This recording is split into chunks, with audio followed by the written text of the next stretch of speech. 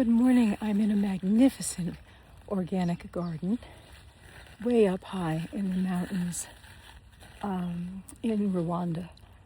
Yesterday I wouldn't say cavorting with, but I was certainly up close and personal with the mountain gorillas, and that was absolutely transformative.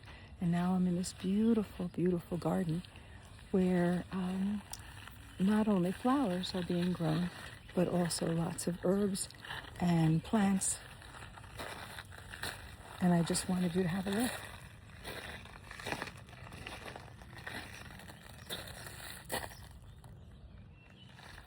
And it reminds me how important it is to try and eat natural and organic food, to grow things in our homes, in our gardens, and pots, and to really connect with healthy food, to keep healthy. And that's my nature walk.